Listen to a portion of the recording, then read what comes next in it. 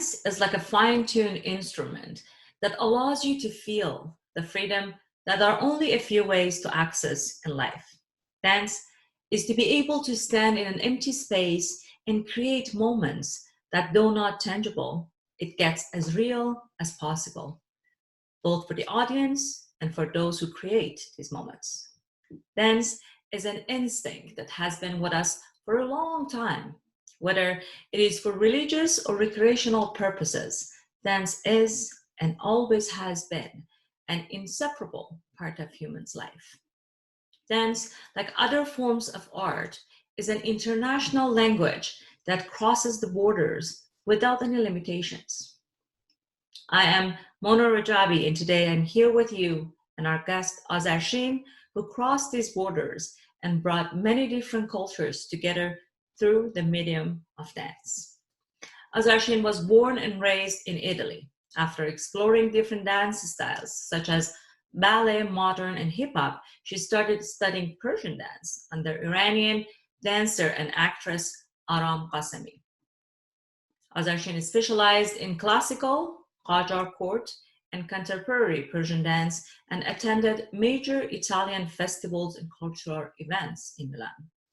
She now lives in Vienna, where she studies Indology and keeps widening her dance experiences. Azarshin, thanks for talking with Persian Awards. Azarshin, thank you for talking to Persian Awards.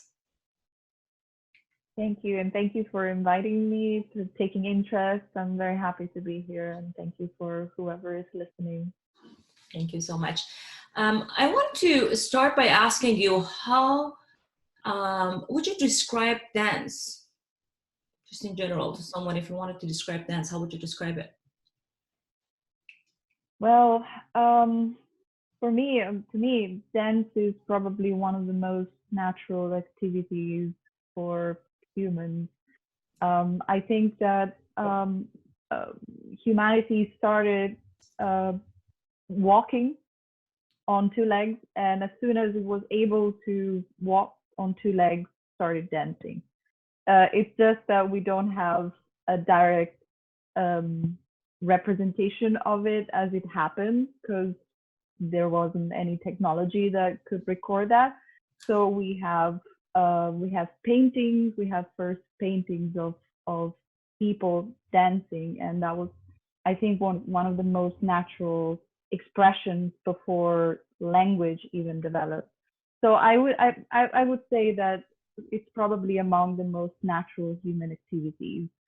Then dance can be part of a more technical path, as it happens, and then you have different styles developing, like ballet, hip hop, or different sort of declensions of what a human body can do. And those are techniques that need to be studied, that need to be practiced. But generally, dance as a movement is part of human nature. So I am a strong believer of everybody can dance. You often hear people saying, "Oh, I can't dance, I don't do that." But I am very skeptical about that, and I agree with you on the dance is probably been there forever. That's what I just talked about, and that's probably the only factor, is that we don't have an evidence of it like we do, like the paintings and stuff that you mentioned. I totally agree with that. Azarshin, like many other mediums of art, dance is often known as a recreational rather than a career. Recreation rather than a career. Let me put it this way. Usually families would not kind of like encourage their children to become an artist, as compared to if a child would go to their parent and say, "I want to be a doctor," how they would cherish it. What is your experience in that? Were your family supportive when you decided to choose dance as your career? Let's say that they had sort of mixed feelings, because I started dancing as a kid. So I asked my mom if I could go to ballet class, and so she said, "Oh yeah, sure, go to ballet class." But I think that what happened is that as I started exploring more and more the world of dance and different styles, and what happened is that they couldn't really imagine that I would choose this path as a sort of career. They would say, "Oh yeah, she's having fun, you know, she's feeling good. She feels happy when she comes back from dance. That's fine, you know, that's sorted." And I don't come from an artistic family. So, you know, my mom is a secretary. My father is almost an architect, but he works more with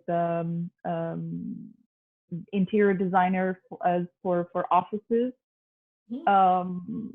And generally from my father's side, they all come from an entrepreneurial sort of. How old were you when you started ballet? Sorry? How old were you when you started ballet?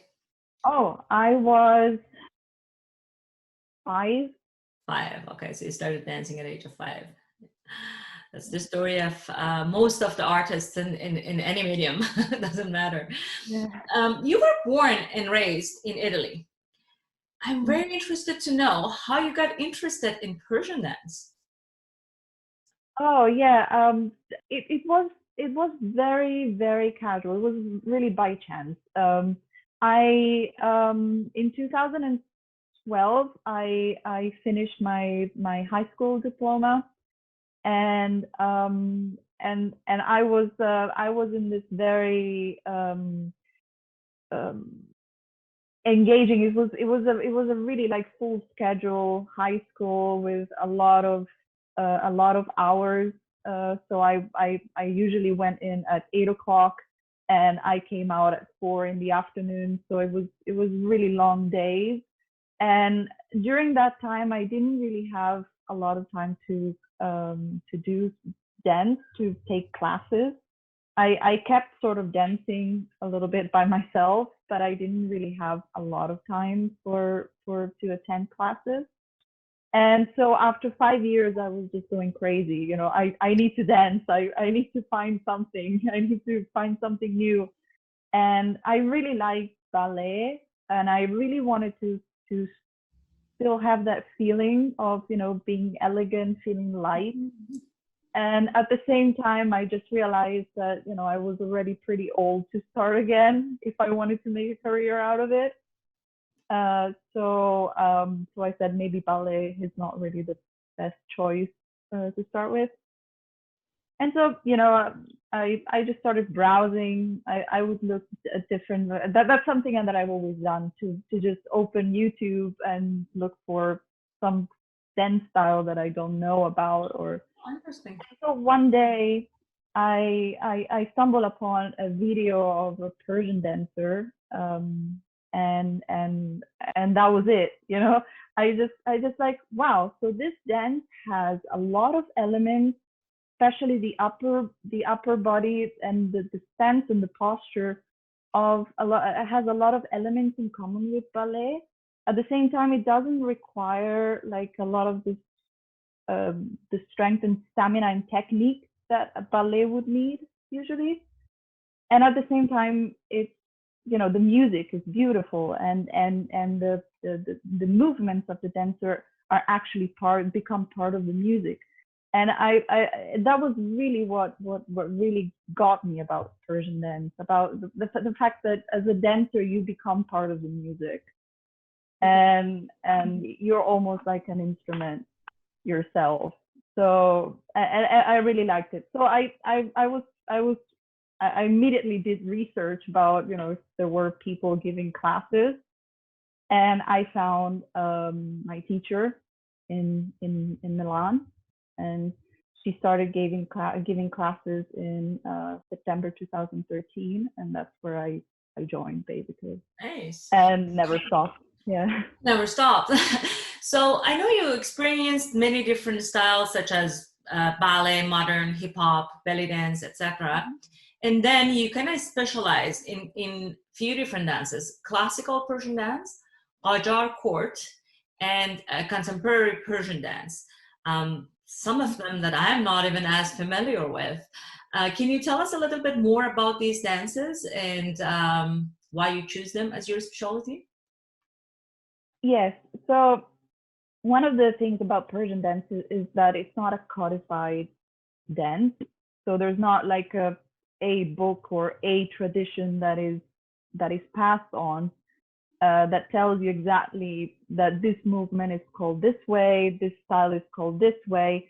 So this distinction is something that I came to because all these like different strands of Persian dance have a different flavor.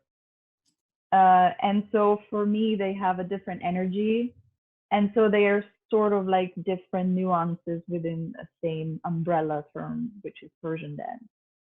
Nice. So classical Persian dance for me has more to do with flowy movements and also the themes of the different the songs are usually for me like poetry, traditional tasnifs or traditional elements of radif, and all these things come together, and the dance is purely aesthetical, or it can also express like very deep concepts. So I relate classical Persian dance to very deep concepts, like spiritual concepts, not necessarily going into Sufism, but even like very nice poetry, or yeah. So it's more it has more to do with deep concepts, deep feelings, but that are also aesthetical.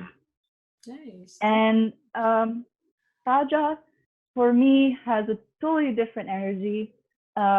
It's a relative. It has to do with a specific time frame of Persian history, which is very fascinating. It's a long period of time, it's a long dynasty, but at the same time, you have a lot of influences coming also from nearby countries. You have a lot of influences from India, not only in the movements but also in the in the aesthetics. So you have women wearing also Indian silks, or having a sort of like little dot here that looks like a bindi, but it doesn't obviously have the same meaning as it has in India. And then the flavor is different. So you have this feeling of what in Persian is called naz, and which I can't still find as there it's complicated for me to find a real translation for that, so I just call it with the original name, because many people they just say, oh, GA is just flirting, but it's not. It's more than that. It's a very intelligent and subtle way like of a feminine energy. Yeah, it's an energy. It's not even a feeling. I think it's just an energy that you're expressing. Feminine energy. Yeah, feminine. Yeah, and you can express actually through that you can express all kinds of feelings. So you can be naz, but also be angry, or you can be naz and also be happy or be sad. And that's what's fascinating of it, and it's the exploring of these nuances and how they can go together. And I think that's what makes Kaja really Kaja. And then there's also the themes. The themes are definitely for Kaja are lighter. They're more about love, about more mundane love. So what happens in court? Is he looking at me? No, he's not looking at me. So these sort of things, something that starts from here, and and in that sense, I found, for example, a lot of similarities also with India for that. I'll get to that question. That's actually my next question. But what's very interesting for me is, to hear these descriptions from someone else that is not Persian. But like it's very, very, very interesting for me to hear this from you.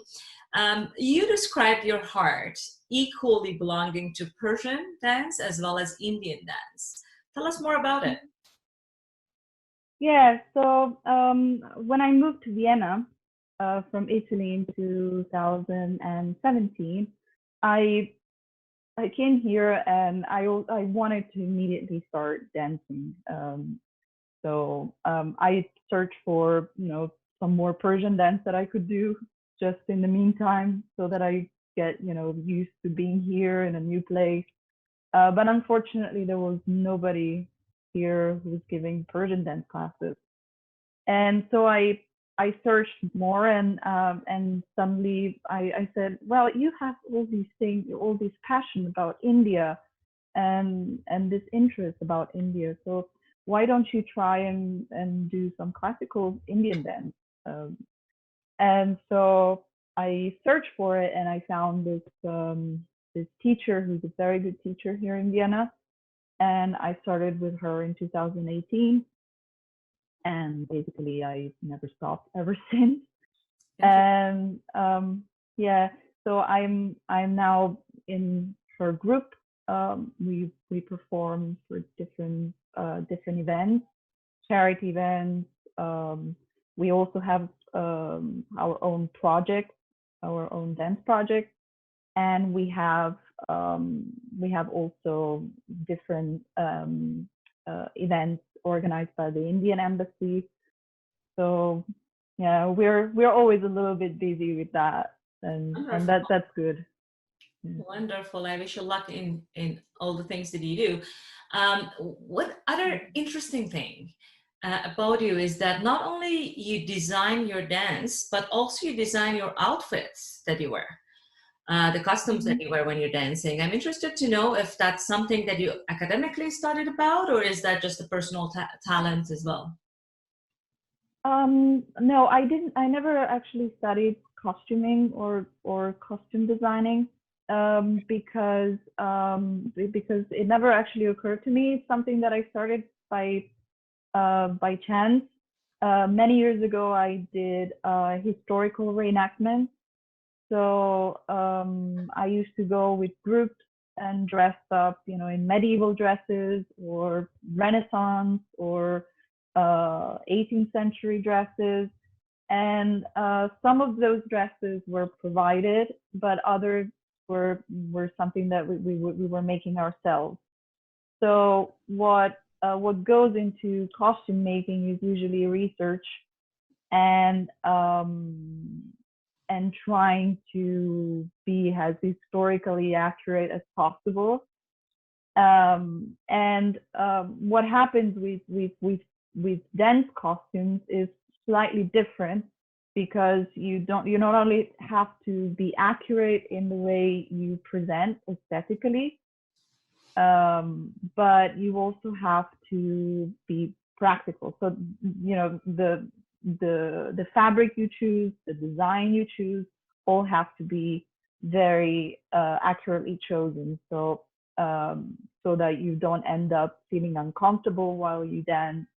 And that takes a while and a lot of trial and error, especially if you don't have like a technical background as I do. Mm-hmm. So I'm basically self-taught. What I do is usually for Persian dance is easy to find inspiration, because there's a lot of art, miniature, paintings, you name it. And sometimes even architecture can be a great inspiration for costumes and also for the dance. But yeah, basically what I do, I start by trying to figure out what could be the best fabric that I can choose, that is still looks Persian, and at the same time it's easy to dance with. Wonderful. So you're talented in more than one way, for sure. Azarshin, now that we know a bit more about yourself, Let's talk about your experience in other layers of your ecological system. How do you think the society look at dance as a profession?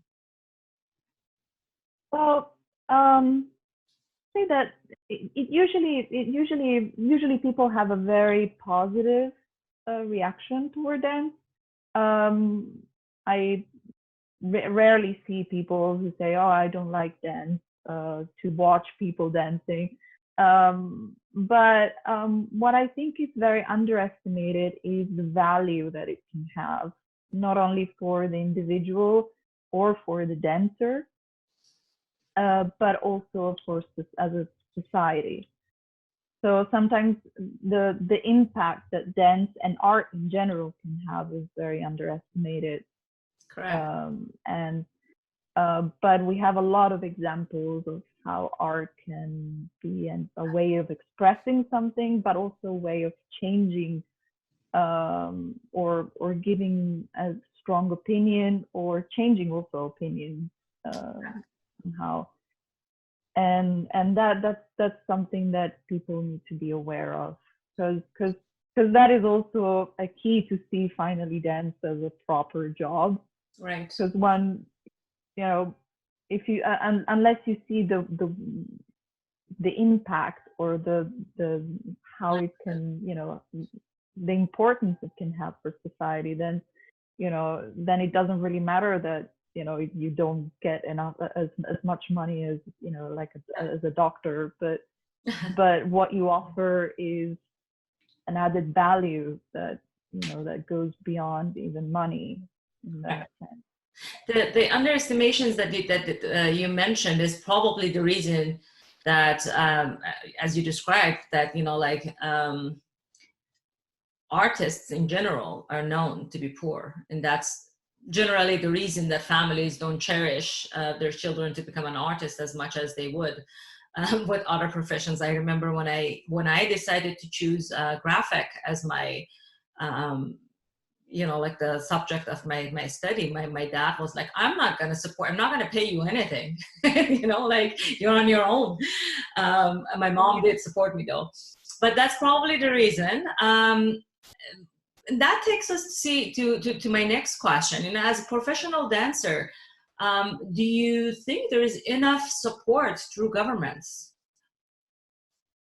I have to say, I think in general, governments can always do more for artists, because you saw it, I think, in this pandemic. I mean, this pandemic was probably the final test about how artists are considered in the whole in society as a whole. And so I think that there's a lot of difficulty in finding enough space, within society for this. I have to say that Austria has a good artistic sort of culture, and also good culture about dance in general.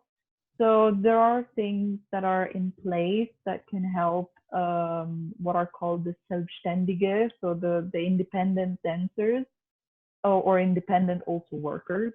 So Selbstständig just means independent, so it's just like an umbrella term. You can also be a freelance in anything. But there were things in place that you could apply for, and you might receive some help. But definitely when, for example, when the first rules came out about lockdown and about what one could do or couldn't do, there was always like this place in between where us dancers were. So are we actually allowed to still rehearse?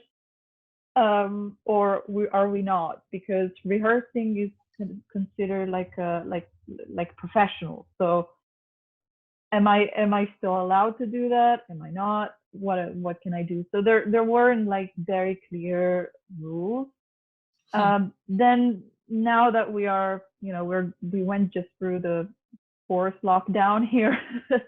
So I think they became a little bit better at that. But at the beginning, there was a lot of confusion.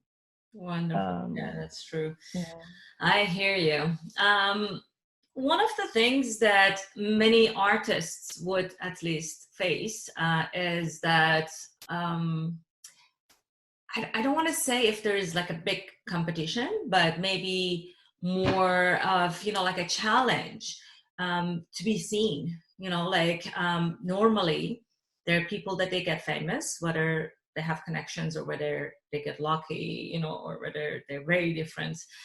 But to me, it's more like the luck and the connection that gets people.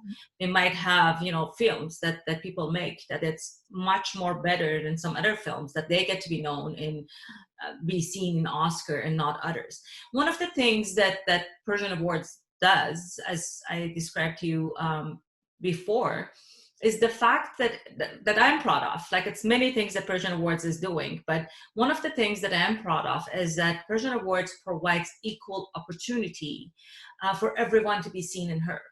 So for people that they might not be famous yet, right? Or they're doing something interesting, but they're not seen, for more artists like that, it gives them the opportunity to be seen, to show what they have.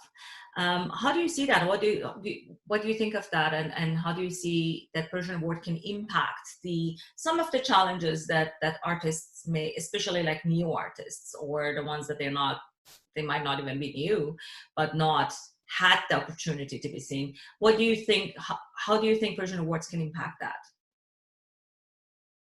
Well, I think it's really important because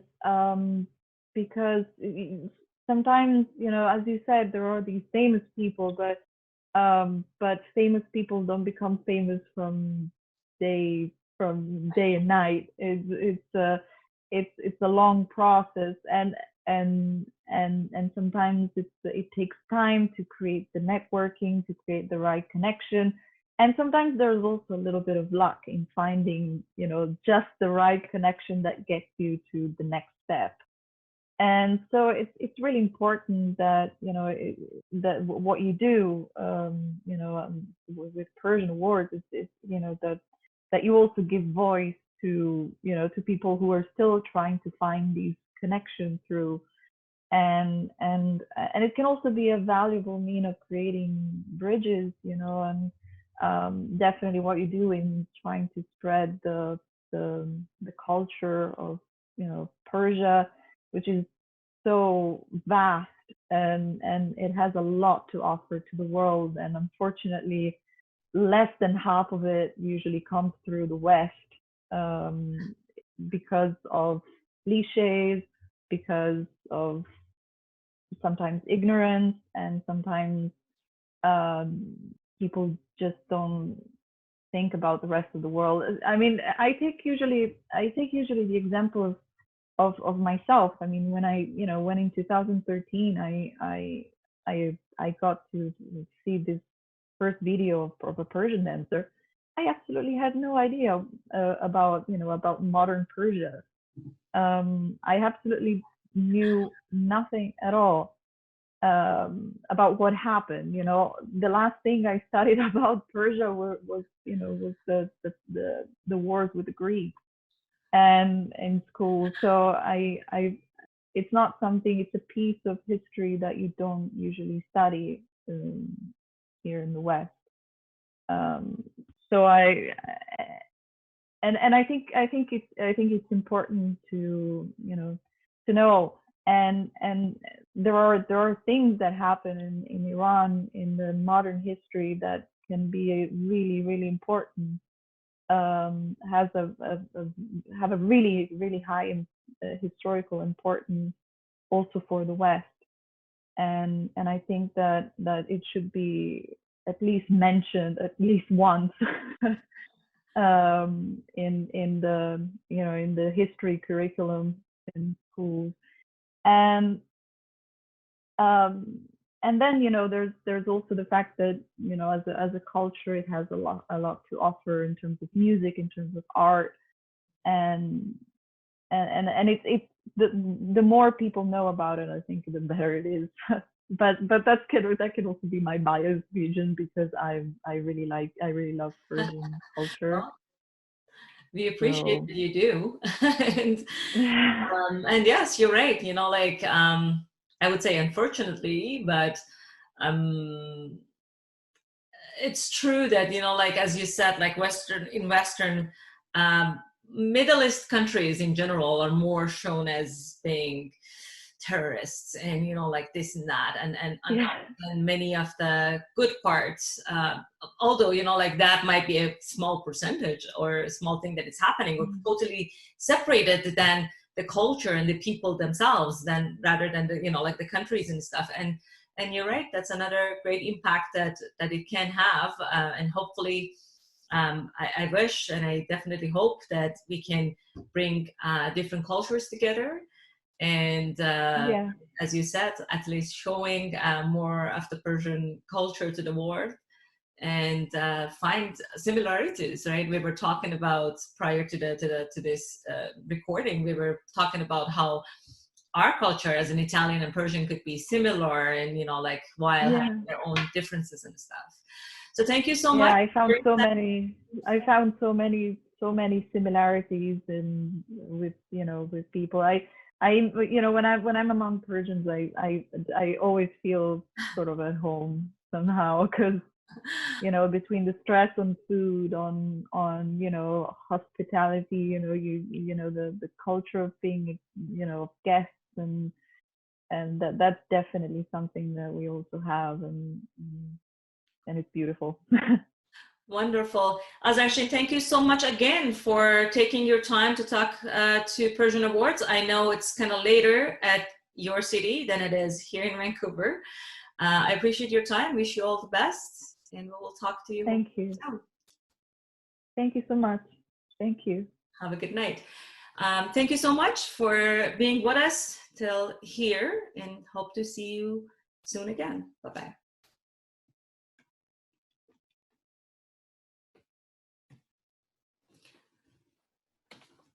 Okay, I'm gonna save this, and I'm gonna connect with you on the WhatsApp maybe. Just give me 1 second, because I need to save this before it's gone. Okay, thank you. I'm gonna end this to be able to connect it, and then we can either meet here or on WhatsApp again. Which one's better for you? It's the same, really. Okay, I'll contact you whatever. WhatsApp then. Yeah. So thank you. Let me save this and I'll get back to you.